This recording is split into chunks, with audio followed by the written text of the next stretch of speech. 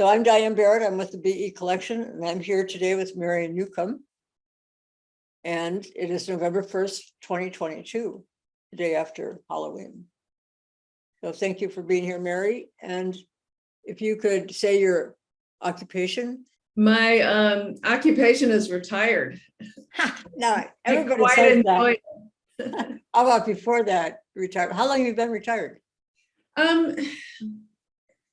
On and off for about 3 years. I went back for 6 months to spell someone on maternity leave. But I'm, been basically retired since 2018. That's quite a while. We retired 2019. And how long did you work with Lambda Legal?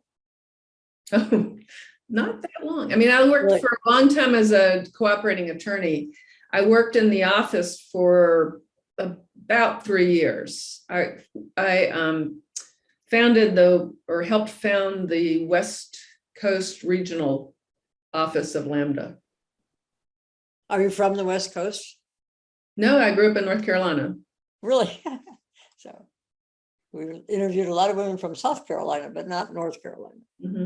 So do you have an area of specialty, or did you when you were practicing?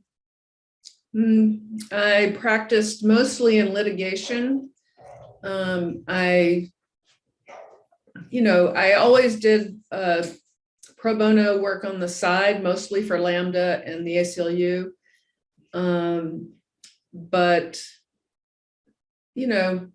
I would say more than anything, I was oriented to appellate work.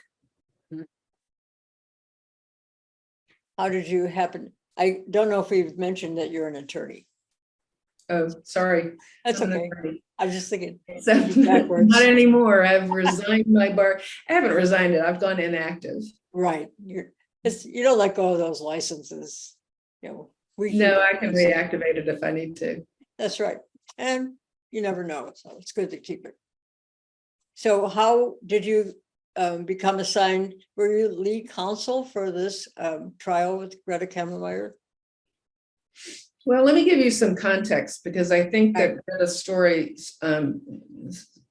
starts a little earlier. Okay. Greta disclosed her sexual orientation in an interview for a security clearance, thinking she was going to be applying for the chief nurse of the National Guard, and would need that clearance. And in that interview, they didn't really ask, but they asked her if there was anything else that she would feel would be a problem for her to serve. And she says, well, I don't feel it's a problem, but I am a lesbian. And, I don't feel that that's a thing that just, causes me not to be eligible. Well, I don't think she was very aware of the regulation, which essentially required at that time any of the armed services to discharge someone who stated or by other evidence demonstrated that they were gay or lesbian. What year was that? Do you recall? I think she did that in '89. At any rate, that's when the next year was the year that I think I met her, and we began working together with some other lawyers from the ACLU and Lambda, and from the National Lawyers Guild Military Law Task Force to represent her. Did she solicited help from Lambda Legal? I believe so. I think that's how I got involved. Again, I've told you before, it is a long time ago. It'll come back as you talk about it. So then have you ever give you a little more context, just to give you a little more context. Sure. We talked about what would be necessary for Greta if she was really going to challenge this regulation. And she felt very strongly, and correctly so, that the regulation to be applied to her when she had been forthcoming and she had this sterling career. She just couldn't believe that the military, the army would enforce it against her. What is notable is that the National Guard did not want to discharge her. This Washington State National Guard didn't want to discharge her and said to the federals agencies that they didn't want to discharge her. The governor even wrote a letter, but they required that she be disenrolled from the federal, her federal service would be withdrawn, federal recognition would be withdrawn, and so that they said you can't do it and remain in the Washington National Guard.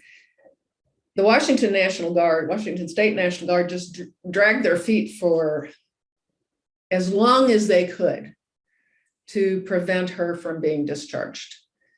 And eventually the Army leaned on them so heavily that they had to process it. And when that began, a discharge board was established. And that is the board that ultimately required, ruled on her discharge proceeding. I'm plugging you in so you don't.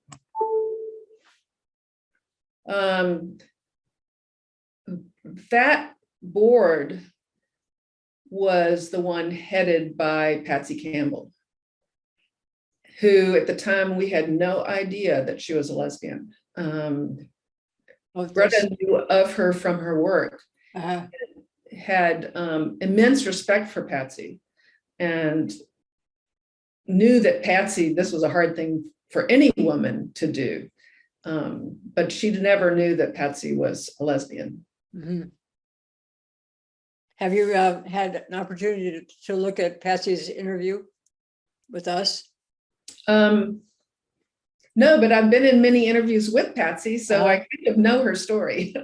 She's remarkable, very strong.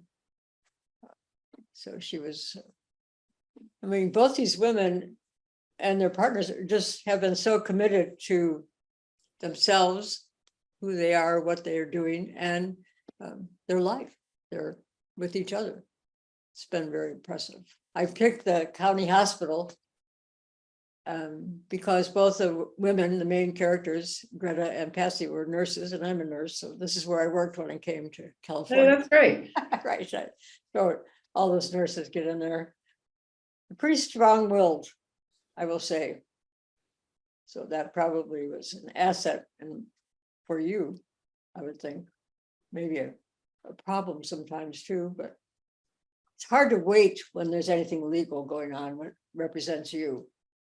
No, I think it was hard. It has to do itself. Well, I think Greta was completely aware of the time, the longer she stayed, the more ridiculous they looked. Mm-hmm. And so I think it was a good thing that they were able to delay it so long. And, just. What was the premise of which they delayed it? Really? I think the colonel in charge of her boss would move paper from one side of the desk to the other. That works. And when he got calls, he would insist that they were moving it along as fast as they could. I see. Wow. Well, good for him. Mm-hmm. You never know where your support comes from all the time. Well, she was that important to the command. And I think that's what people forget, is that she was an active member of the National Guard, working, running I believe a sleep research study for the VA, and doing the drills and the other service that the National Guard required. So she was very active and I would say a cherished member of the National Guard in Washington State. So they didn't want to lose her. And they thought the regulation, I think they had seen that it had no impact on the people who served under Greta, which was always the number one complaint of the military, was that the enlisted troops and the unit cohesion would suffer as if they were forced to work with someone who was gay. Poor people. Well, it seems, it seems very hard to believe that the regulation lasted as long as it did. But as you know, and as I know, and as most people our age know, it was a far different environment in the 70s, 80s, and early 90s than it is now. Had you had any, do you have a dog or something? I have two dogs who are playing over here, and I see. Okay, good. I could push them out of the room and then No, I just thought many people have been accompanied by their dogs. Yes, well, they're poorly disciplined. What can I say? Well, this is who you love, right? What you love. I have cats. I've had dogs, but we have cats now. But had you had any experience with military law before? Yes, I also had represented, well, I had actually quite a lot because, God, I'm trying to remember. The Kuwait War was actually the Iraq-Kuwait War, and the American involvement in that, and some other events that required the Army to mobilize a lot of people, was happening in the late 80s, and I represented quite a lot of people, and that lasted through the early 90s. What were the difficulties that you had to represent them for? Oh, well, we did several different things. There were a number of people who contacted us having been accused of being gay and wanted help in defending themselves. And then a number of people who were being mobilized to Saudi Arabia and wanted our help in helping them transition from the military without getting in trouble for impermissible acts, because the military was much harsher on those that they had evidence had engaged in homosexual acts.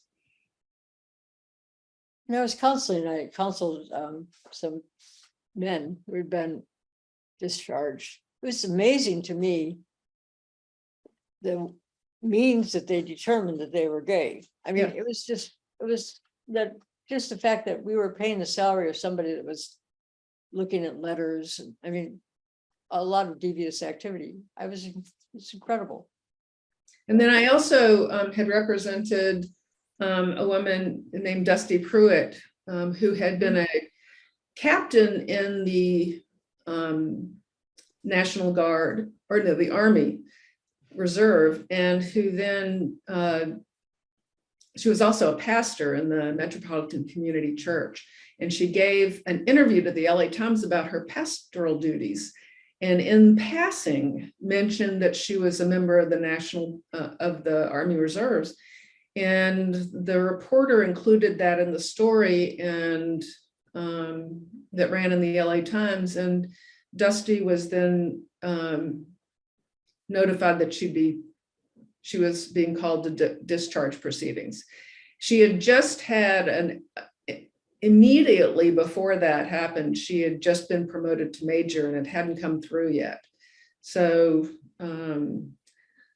a woman named Susan McGreevy, who was— I've heard that name. Right. Oh, Susan McGreevy was a wonderful lawyer and just a fabulous person who did a lot of the early lesbian litigation work. And she represented Dusty, and they were about to be Dusty's case had just been dismissed by the federal district court here in Los Angeles. And I came in to write the brief on appeal, and tried to get her remanded and to continue to challenge the regulation. How did that It go? was the same regulation, it was just in different services, and that's what we continually tried to challenge. There were some other cases around the country. Joe Steffen was challenging the Navy's regulation.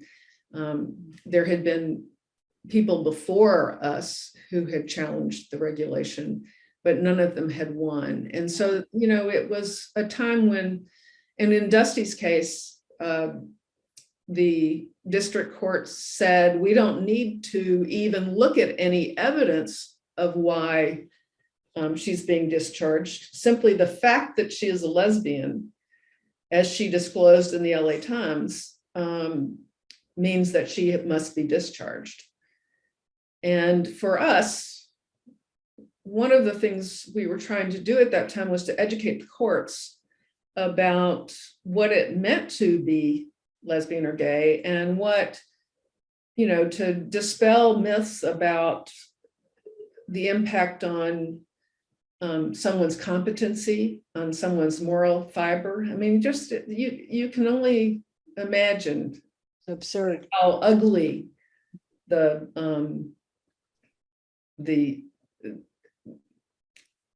tenor of the Times was about gay and lesbian people. And one of the I remember in the oral argument in Dusty's case, the government lawyer tried to compare lesbian and gay activities to bestiality, which the Navy, the military also prohibits. And fortunately, we had judges who found that terribly offensive. I was just offensive is the word. Exactly. And felons, you know, just, and not, you know, just those were categories that were barred from service. And we had a wonderful panel. I'll tell a story. I don't want to go too long. This is your time. Well, I'm enjoying it. You're fine. there was a judge on the Ninth Circuit named Betty Fletcher. And everybody should know about Betty Fletcher because she was a wonderful woman. And Betty Fletcher sat there listening to the government say that if she says she's a lesbian, that means she engages in acts. And that because if they had evidence of acts, then we didn't think we'd win our case if there was evidence of acts. What evidence did they have? Movies? What? What kind of evidence did they have? Their position was that if you said you were lesbian or gay, that you de facto had engaged in acts that would require your discharge. Now, as a semantic issue, very many people thought that was a bad argument for us to try to dissociate identity from acts, because yes, acts are important expressions of identity. But Judge Fletcher asked the government lawyer if there could be such a thing as a celibate lesbian or gay man, and the government just said no, there's no such thing as a you know, if they say they want to engage in acts, and therefore they must be discharged. And Judge Fletcher, who had a high-pitched voice as a result of an illness earlier in her career, goes, "What about a priest?" And you know, just to have the judges on your side like that and to be so engaged was a great feeling for us. And our argument was, you have to remand the case and allow the district court to examine the evidence that the military believes supports its regulation. And winning that small step, which sounds silly, was a major win in Dusty's case. And so Greta's was the next step, where we wanted to get in as much evidence as we could that the military's policy was based on prejudice and based on, they had no evidence that a gay or lesbian person would in any way affect unit cohesion. In fact, they have a lot of why evidence Dusty's that case she was was more than overly competent for the work she did. I mean, she was really a very credible, valuable person to any group she belonged to in terms Are you of. talking about Greta now? Yeah, Frankly, I think that every person that's ever been discharged under these regulations, and especially those who have stood up and challenged them, they were not problems to their units. This was all Right. about prejudice. that's right. So yes, Greta had a lot of press appeal, which was great. You know, we wanted someone who is so well spoken and could, Right. you know, it was clearly a loss to the National Guard to lose Greta. They couldn't dispute that. What I found interesting a lot, just one point, is that both she and Patsy Thompson were moving up to the next level. Well, Patsy was already there, and Yeah, I mean, Greta wanted Patsy's job when Patsy stepped down. And Greta was a strong candidate and had been encouraged to apply. And Greta just didn't believe that they would care if she was a lesbian, and admitted it, so she couldn't be blackmailed. what goes on now in terms of the prejudice about? Well, it's permissible for lesbian and gay I understand the men law. to serve. Yeah. Does that So, really? is there still prejudice? Yeah, I think there'll always be prejudice, but Yeah, there's still prejudice. are they hindering the progress of women or men, gay men or women, in terms of moving up into their military positions, or? Oh, I think a lot of You think so? lesbians, and we had lesbians and gay men have been promoted to positions of authority and power. We had one very funny memo from an admiral in the fleet, in the Navy, who basically protested the order to discharge anyone who was lesbian, because he basically said that would require me to, you know, many of my primary right. male leadership is lesbian. That's right. There's also a story about President Eisenhower in World War II, a woman named Johnny Phelps, who I met, and she was adamant this happened, that she was in a room. She was part of Eisenhower's office staff, and Eisenhower had been informed by the Pentagon that he had to discharge all lesbians and look for them. And she said that he was dictating an order, and Johnny stood up and said, General, if you make this order, it will require that I have to leave the military. And she's obviously a member of his team. And he's looking at her and kind of puzzled. And the stenographer stood up and said, I would also have to leave. By the way. So Eisenhower just said, forget it. This is a great story, and yeah, really good not story. Unusual. There were many commanding officers who were very happy with their, lesbian service people under them, and or gay, and just didn't make a big deal out of it. But it was also extremely dangerous for gay men and lesbians who were serving if their command was negative and prejudiced.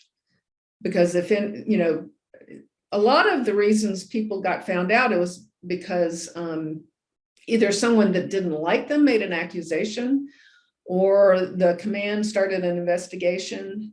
And at that point, they were inspecting the possessions of the service personnel and going through their letters and going through anything they said. So there was really, you had to be so discreet, and you had to be completely, no sign that you had anyone important in your life.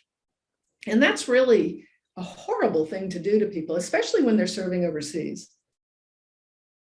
Did you read where Barbara Brass and Pat Thompson had a hidden bedroom in their house. Oh, yes, yes. I mean, really, that's amazing. Yeah. I can see that's Love where that. lesbian It's just- activity. Yeah, It's so Barbara. I know. Like, we're not stoppable. Yeah. Mhm. Sounds like you're not either. So did you handle the appeal for Dusty Pruitt? Was that your, Yeah, so I handled that appeal in conjunction with the ACLU I handled it for the ACLU. And then when Greta came along, I had started working with Lambda, and I think we co-litigated that with the ACLU. Again, John Davidson would be able to tell you, but I don't really remember. Mhm. It's all right. Mhm. What was the most challenging about this? About this case? Mhm. Greta's case? Yes. We had wonderful facts, and we knew that our goal was to ensure that the factual basis for us to say the regulation was unconstitutional was very important to develop. One of the things that I think was very important, our cooperating counsel was Perkins Coie in Seattle, and one of the Perkins Coie lawyers, Coie's lawyer was Michael Himes, who did a fantastic deposition of the person named most knowledgeable by the Department of Defense. And he was able to show, and this guy was a stand-up guy. He answered the question. He didn't try to run away from it. But he was able to elicit that the general had been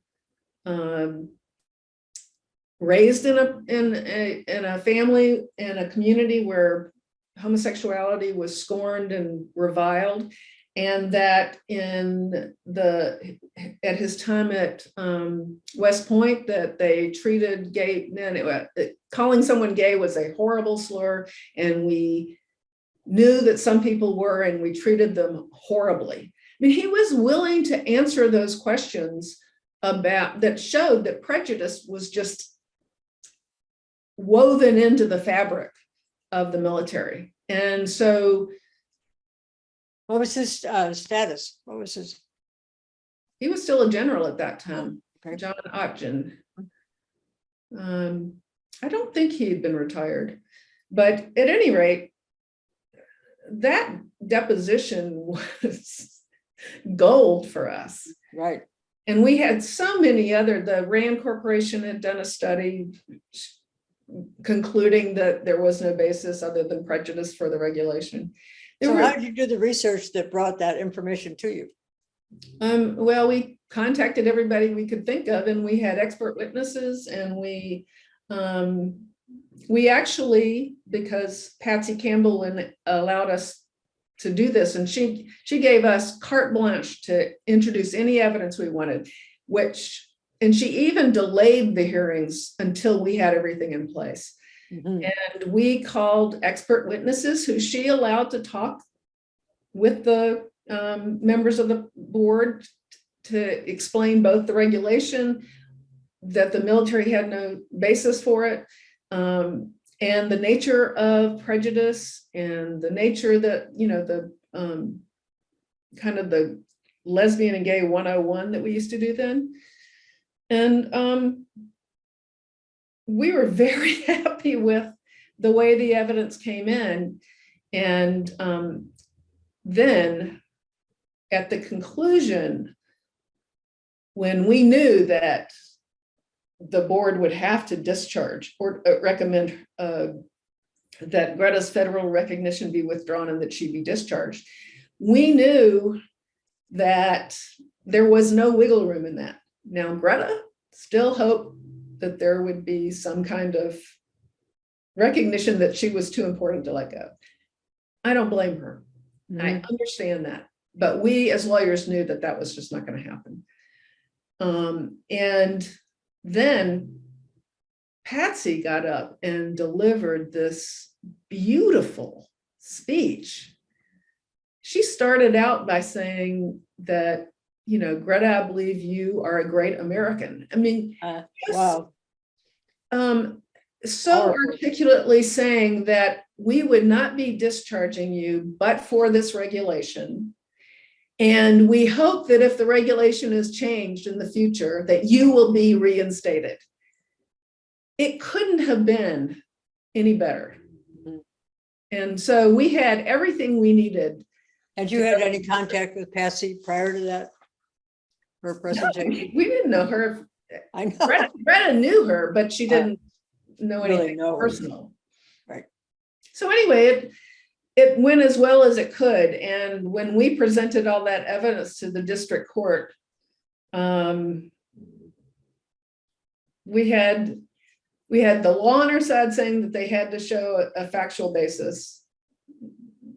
And then we had all of this evidence, and including these devastating depositions. And Judge Zilli ruled in our favor and wrote a wonderful long opinion stating that ordering her to be reinstated. And the military then promptly appealed, the Army promptly appealed, which is, and our appeal didn't get heard until after Don't Ask, Don't Tell started. I don't know if you remember that. I do. Or familiar with that. Mhm. But Greta got a lot of recognition for her stand. And Was she working during this time? she was still working for the VA I see. in a civilian capacity, but she was not, she had to go through discharge proceedings with her unit. And that was an incredibly emotional thing. Imagine. Yeah. I mean, you know, Greta's been like that through, but she is so strong that she's been quite the leader we needed at that time. And at any rate, the Clinton had just been elected, and we were very hopeful that he would lift the regulation.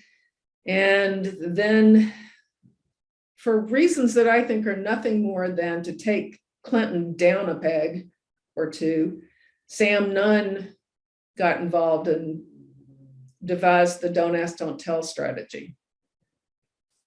I mean, Sam Nunn didn't just wanted to illustrate how evil it was for Bill Clinton to be talking about invalidating the regulation, but the Don't Ask, Don't Tell hearings, Greta did testify at those hearings. And I've always thought that the Don't Ask, Don't Tell compromise was crafted for Greta's case. If she'd never been asked, she wouldn't have told, and then there would have been no problem. It was a horrible regulation, and it really did a disservice to so many service members who didn't have the same power within their units to avoid the kind of harassment and investigations. So it ultimately was invalidated and changed. So but in the process, people succumb to themselves losing. It's hard to rise above that and say, you know, I deserve to be here. I am someone. I'm credible. I'm professional. I'm that loss of integrity that's put on people. That's right. And one of the things that people have sometimes asked me, why did you do this military work? Why were you working in the military? Well, first of all, we had people who were being penalized and harassed for their status and desperately needed help. And then we also had probably the clearest cut articulation of society prejudice towards gays and lesbians. And so this was really something that we could target that wasn't couched in some ambiguity or subjective reasoning. It was clear and plain, gays can't serve. You're lucky we did. Were you able to use precedent in presenting this? Did Dusty Pruitt help you? That Well, there's I heard personally. use some kind of precedent. The Yeah. question is how you weave together precedent. Right. And the Supreme Court had a number of cases saying that it was improper to use prejudice to justify any kind of governmental action. And so obviously we used that. We used Dusty's case to show that they were required to articulate a rational basis, and not only articulate a rational basis, but also to, based on evidence that wasn't motivated by prejudice or based on just simply some suggestion or assumptions. So by being able to submit evidence, we were able to show that their positions were unfounded. And so now, is this, how long did it take from the beginning of your contact with Greta till the conclusion of the case? I don't think we concluded the case, the appeal, until the early 2000s. Wow. So That's the hard part, I think, just that waiting and that. right, but a lot of the Manipulation. early action was the source, was the basis for the publicity and the kind of position that Greta grew into in our movement. And I think that was very important. She's been widely respected by everyone. Right. She once told me when I asked her why she wanted to do this case, and I said, you know, how do you perceive yourself as someone who's challenging a regulation of the military, and how would you seek to, be able to talk to people about that? And she says, well, I would be willing to talk about it, but I would never ride in a parade. Now, that's hilarious, given that she is one of the most requested people to ride in their parade. I know. She handles it well. Yeah. She really, I appreciate you doing this. It's just such a, well, it's very monumental. It was. I mean, did you do this to yourself? You know, I did a great job, and yes, I had help, but I did it. Well, what's hard to convey is how many fronts we were working on in the early 90s where we had no traction. We couldn't compel discovery because the courts simply assumed that the regulations were valid.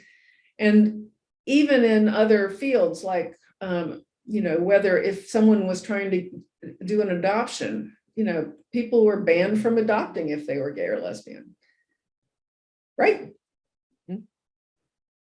There were many other areas where the impact of these rulings was important. Did you have a big party when it was over? Sure we did. I don't remember. I'm sure we did. Right. But it takes a toll on you too. I mean, yes, you get all involved and it's very intense, but my father was an appellate attorney. Mm-hmm. When he died, we found out that he had a new pair of shoes for every case that he did. Really? That's a good excuse.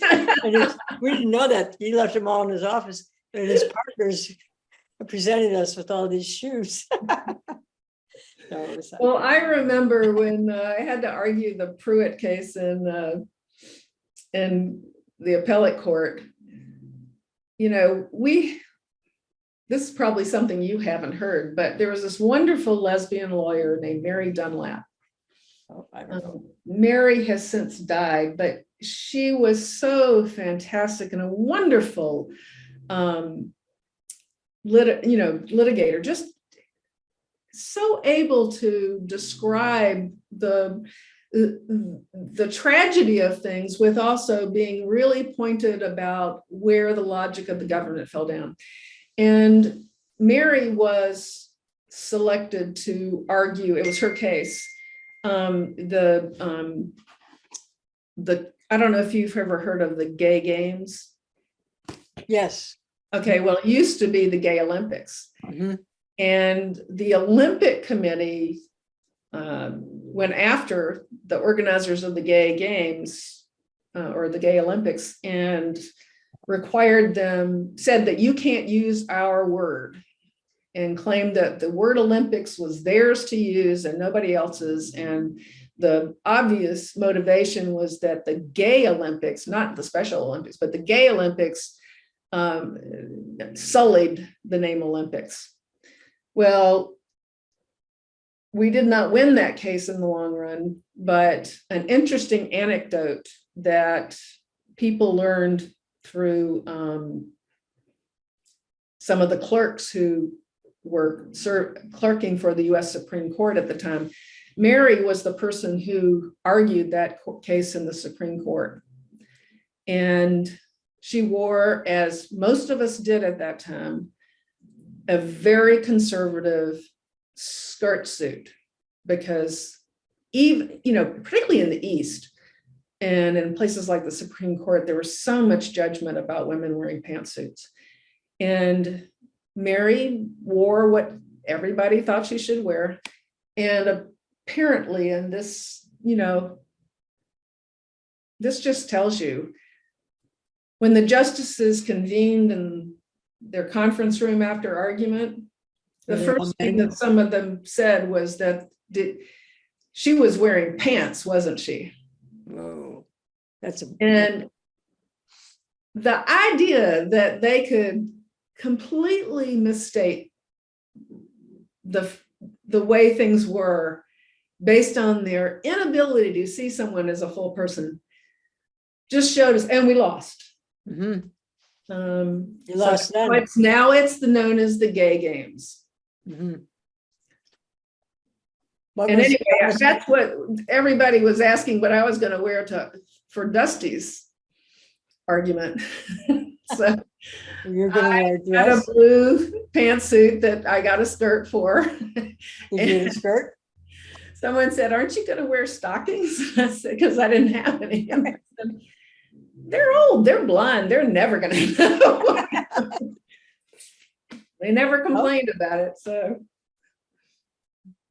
I think that's my father's thing about the shoes. He said Adlai Stevenson's son, he had a case involving him, and he said he had a hole in his shoe. And he thought that was so awful. My father was very poor in his upbringing, but changed that.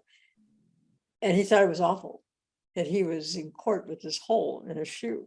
So it was, I guess maybe that was his foundation for always having new shoes. But well, they were very strict on the, rules about that then. yeah. Not that someone would make a rule saying you can't have holes in your shoes, but right. would be very conscious. Presence, right. So you had a skirt on. When I started practicing, there were many judges who wouldn't allow women in pantsuits. Really? Yep. That's stunning. Right. And I started in the 80s. I started in 1985. So it's not that long ago. I was saying that's not and that when long I started practicing, there were very few lawyers in Los Angeles who were openly gay. Mm-hmm. And when did you start practicing? When was your I start? started practicing in Los Angeles in 1985. Oh, so thank you for being a part of this. Thank you for having me. Yeah.